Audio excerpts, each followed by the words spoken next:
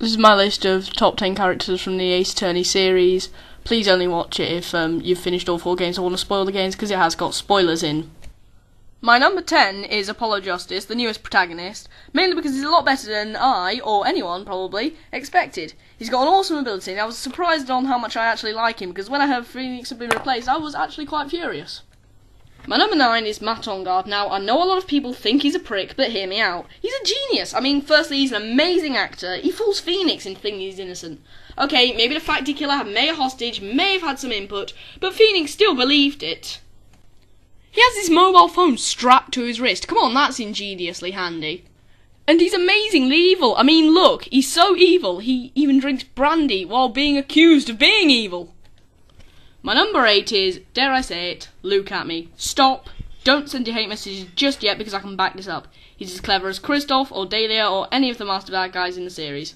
Before I start, yes, Ron Delight, aka Master Mask, planned his own first heist, and yes, he got away with it, but who was the only one to see through it? At me. He then went on to plan better heists for Ron and get the treasure out of it. Look at his monocle, it's a magnifying glass. Another incredibly convenient invention by the villains of the Ace Attorney series. And the murder! Look, he kills a guy, almost kills Ron, and then calls security while escaping. Okay, they never turned up, but it's not his fault, Larry Butts is pathetic. So to all you at me haters, Zvadi! At number 7, it's Furio Tigra. This is the 3rd consecutive villain in this list, and he's also my personal favourite of the Phoenix era. And it's based around one sole reason. He is anti-Phoenix. Tigra is huge, he's muscly, and he's rude. Phoenix, as much as I like him, is a pissant. There's no way to describe him. He's been in 2 fights, or so-called fights, and both times Detective Gumshoe has bailed him out. Red White, the royal dickhead of the Ace Attorney series, managed to hurt him. He's always polite. He's always scared of people. Fair enough, it's a pink moped, but he drives a motorcycle. Phoenix can't even drive. I think Maya has more chance of ever driving than him, and she is a dumbass.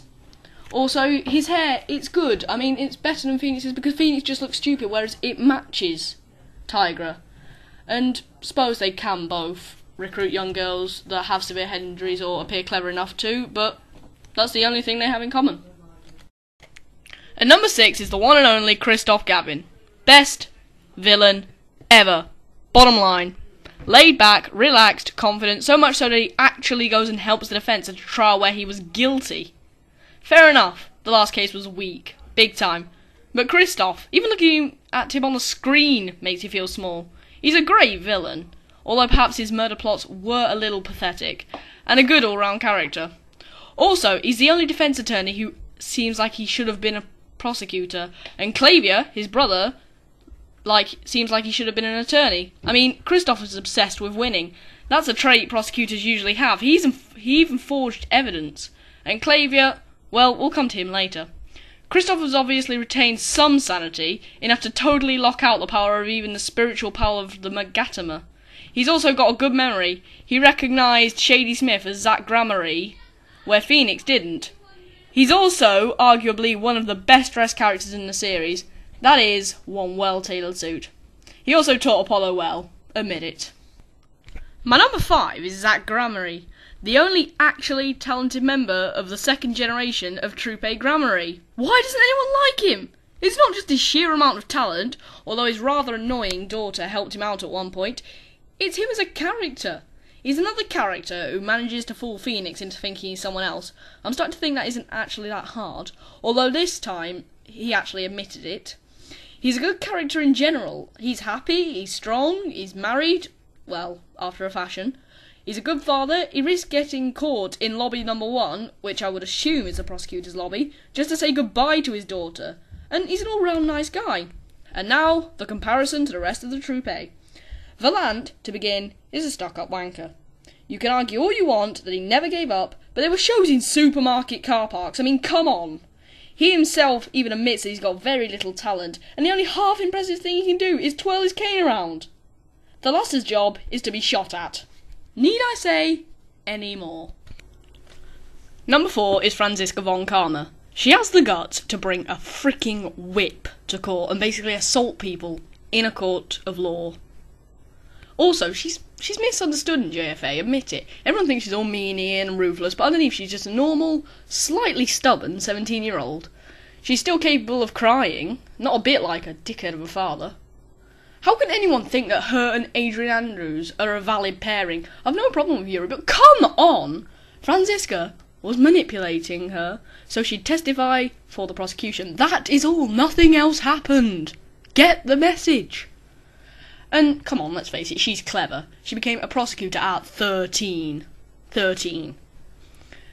She bugged Gumshoe's coat, allowing her to retrieve the evidence Phoenix needed to take down On Guard. Another example of how she's not just this ruthless prosecutor everyone assumes she is. And she's manipulative. I mean, come on. See what I said earlier about her and Adrian Andrews? They're not together.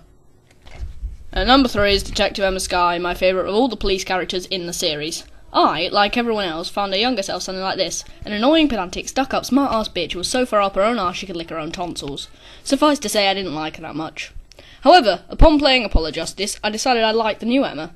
I mean, she's pretty much a total character reversal. She's still pretty annoying, but it's in a good way. I mean, her attitude towards Clavier is hilarious. A glimmer of thought, what the hell does that even mean? And she so obviously likes him, but I digress. And Snaku attack, yay! I mean, that is one cool attack. I mean, throwing Snakus. What are Snakus? Does anyone know what Snakus are? And we've got the comparison. Detective Gumshoe, slightly cringeworthy Edgeworth fanboy. Angel Starr, creepy. Jake Marshall, cowboy wannabe. Bruce Goodman, dead. Damon Garn, paedophile. Darian Crescent, murderer. Did I miss anyone? Emma's cool, bottom line. At number 2 is Godo, aka Diego Armando. I'm recording this on a caffeine high caused by my slight addiction to black coffee. I was first inspired to try my coffee black by none other than Godo. I've now had 4 cups today. But let's start with appearances. His visor is awesome, his suit is pretty snazzy. How the hell did his hair grow like that? And his objection is awesomely slick. Also, he has a powerful likability factor on his side, and that's his theme, the fragrance of dark coffee. Let's take a listen, shall we?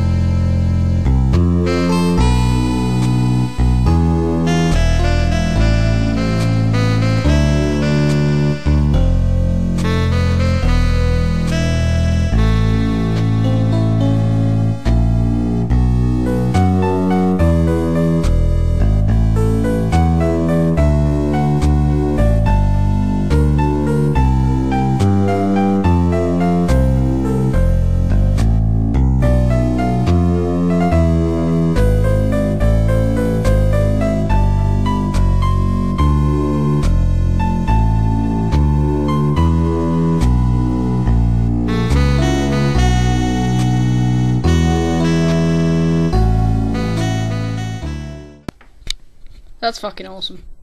He's got a great personality, mysterious, confident, and bubbling with hatred. Also, he can throw pretty well. He's got great aim to hit Phoenix just right on the head like that and get the coffee cup to stick. I don't understand how that happens. It defies the laws of gravity, but so what? But the biggest mystery follows. Where the fuck does all that coffee come from? In the courtroom.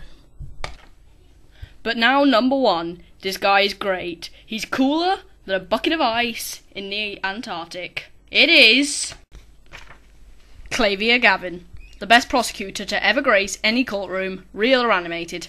Prosecutor by day, rock star by night, but can't seem to keep the two lives separate.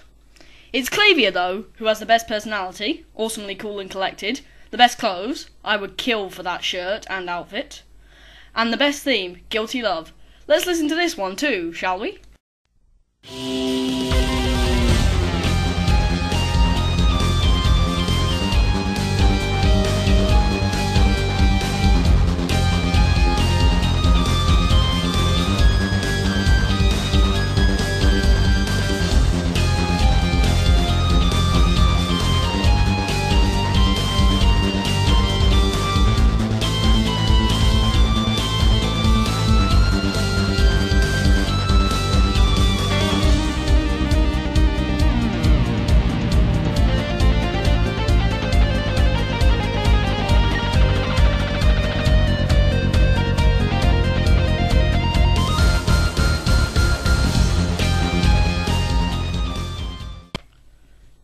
theme in this game series, or any game series ever made ever. And here is my probably awful Clavier Gavin impression. Achtung, baby! Yeah, I know that was terrible, I just had to do it. So that's my list. Thanks to Croy, Wooster, and everyone else at cultrecords.net for providing me the sprites and some of the themes.